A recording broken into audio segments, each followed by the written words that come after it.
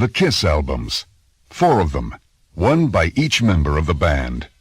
Is this the beginning of a Kiss breakup? Well, here are some songs from the Kiss albums, as well as the very intimate story behind them, from the people who know Kiss best. Paul Stanley, Peter Criss, Ace Frehley, and first, Gene Simmons.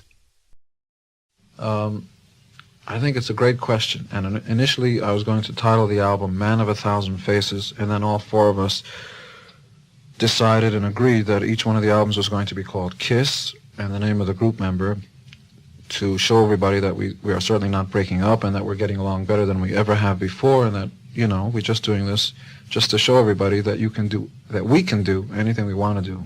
And the big secret about these songs is that I've been writing these songs all along, and in fact on the album I'm not playing bass at all. The bass player is a guy whose name is Neil Jason, and I'm playing all the electric and the acoustic guitars on the album. In fact, when I do demos, I play the drums and keyboards and bass and guitars. But most people are aware of Gene Simmons simply as the winner 2 years in running of the Circus Bass Players Poll, you know, just weird stuff like that. I'm not humble. You won't find me humble at all. So I think it's an album about me. I think since the album is called Kiss Gene Simmons, it's a song. It's songs and an album about me. In early April, I went over to England to a place called the Manor, which is where the basic tracks were done.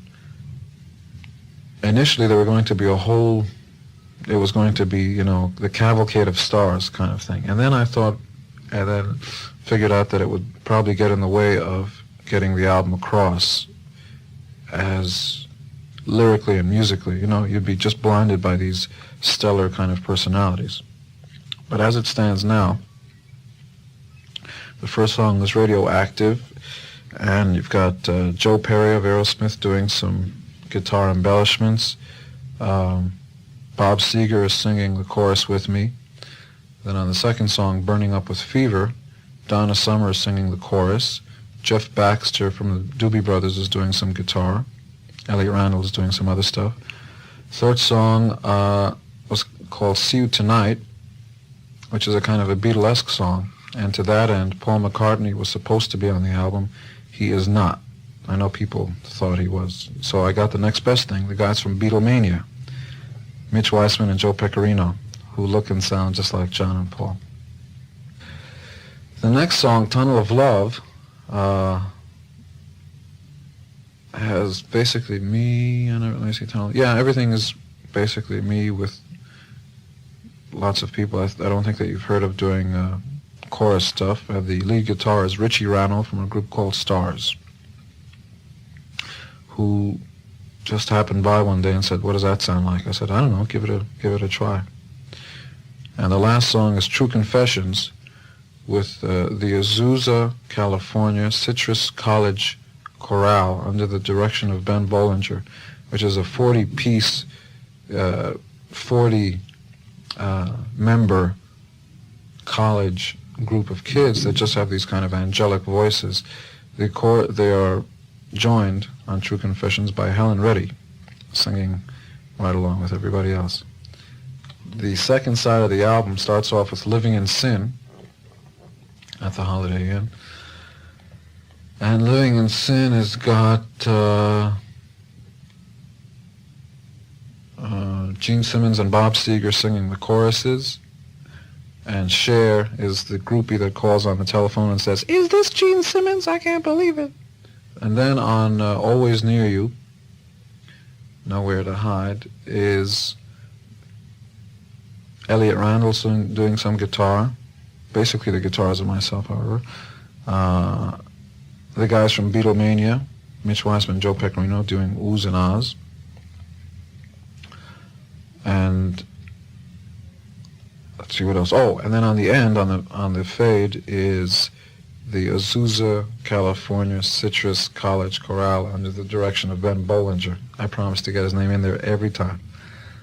The song after that is Man of a Thousand Faces, which is me playing guitar and then doing all the vocals with members of the Los Angeles Philharmonic Orchestra.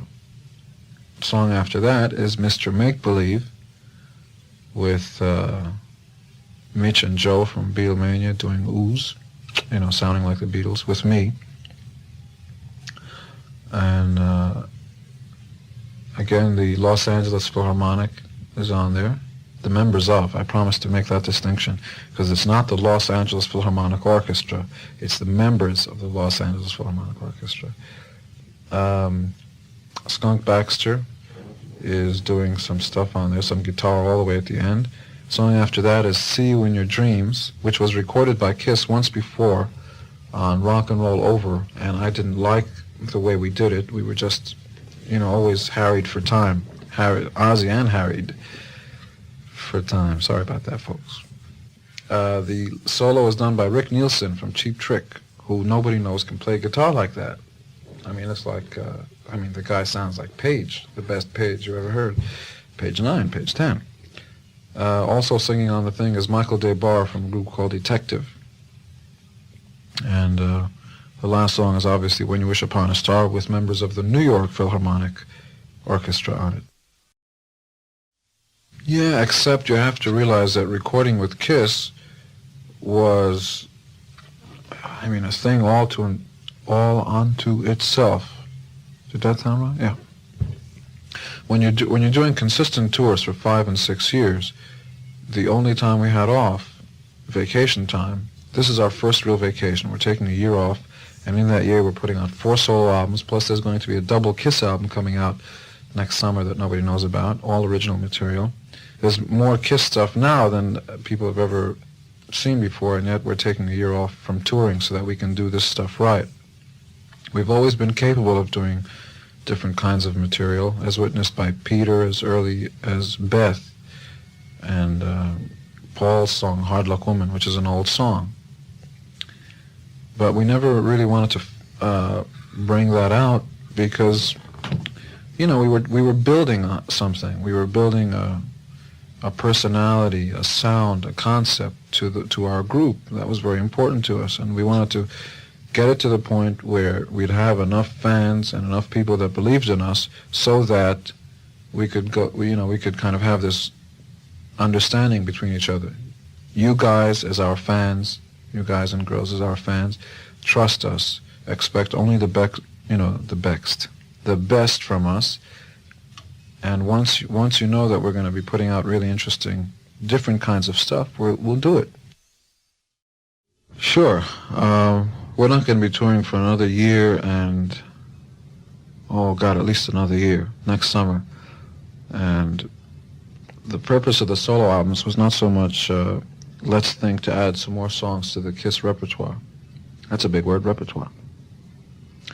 But, the purpose really of it was to let everybody in the band a chance to stretch and do all the things that everybody's always wanted to do, but never did because of self-imposed restrictions. Nobody ever told us, you're not supposed to do anything except play guitar and, and grunt and growl and talk about strutters and songs like that, which are a lot of fun, and we've always loved to do that kind of stuff, and it's the best kind of stuff to do live. But, all along we've imposed restrictions on ourselves,